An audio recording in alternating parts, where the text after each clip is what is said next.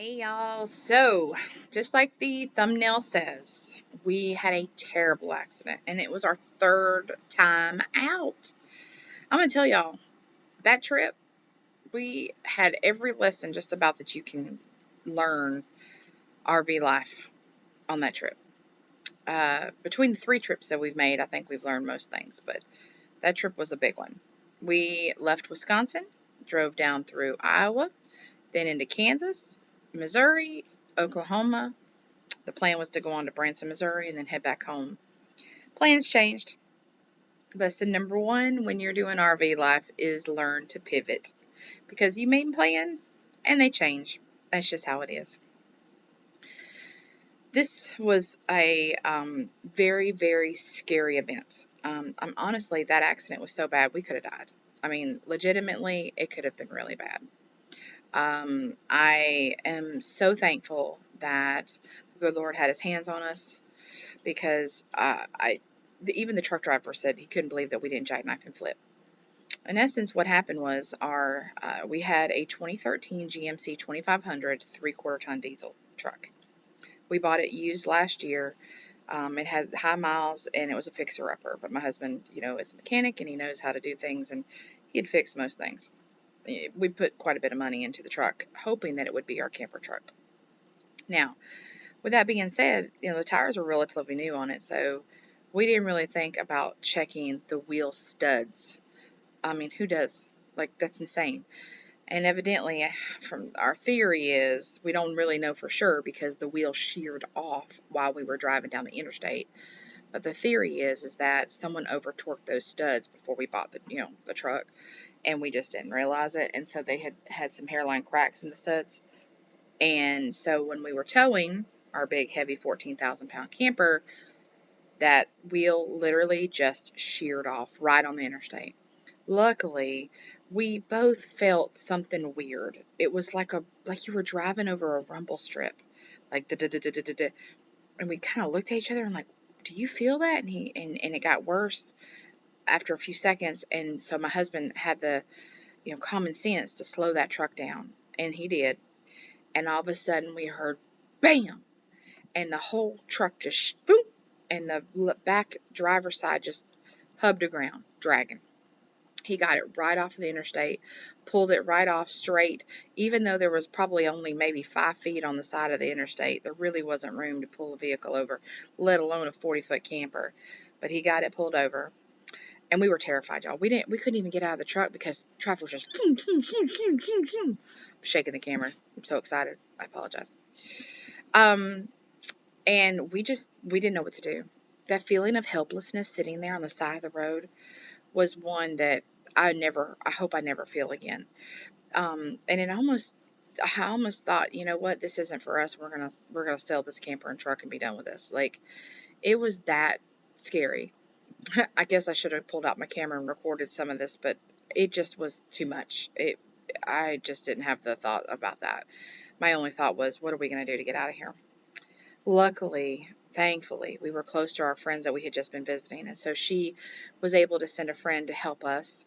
I called Geico. Geico got Roadside within 45 minutes to us. They came with a big wrecker that was able to actually get our truck on the flatbed and hook our camper up behind it. So the truck that took all of it together was amazing. And so then he dropped the camper off at a RV Loves travel stop, like a camping area for Loves. And it was lovely. If you guys are traveling through McPherson, it's a big, beautiful park. Had a dog park, had a pickleball court. I mean, it was nice. We were stranded there for 5 days with no truck while they fixed the vehicle. Cones was the Koehns, I believe, in McPherson. They were wonderful. They really did us right, y'all. They did not, scourge us. They felt bad. The only reason it took 5 days is they had to order the wheel because the whole wheel sheared off. I mean, it just took off into the freaking cornfields. Who knows? They never found it. So once we got it fixed, we went on to Oklahoma, and then we just called it, and then we came on back home. Now, with that being said, after that huge event and the truck being old and had high miles and everything, I just didn't trust it anymore. My husband said he was white-knuckling in the wind, and so that's why I'm making this video. One, so I'm sure there's going to be someone that watches this video that might be just starting, their process of planning for their RV life. They're looking at trucks, they're looking at campers. They don't know if they're going to get a teardrop or a travel trailer, or a big travel trailer, or a fifth wheel, or whatever. I highly, highly recommend that you get more truck than what you think you need. If you're going to buy a small travel trailer, get a 2500 3/4 ton diesel. You can grow into it.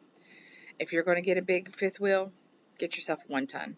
Doesn't have to be a dually like what we got, but get yourself a 1 ton. Diesel preferably if you can. You'll thank me later. I mean, our truck technically met all the stats. It had the right payload, it had the right towing capacity, all those things. But our camper was almost too much for it.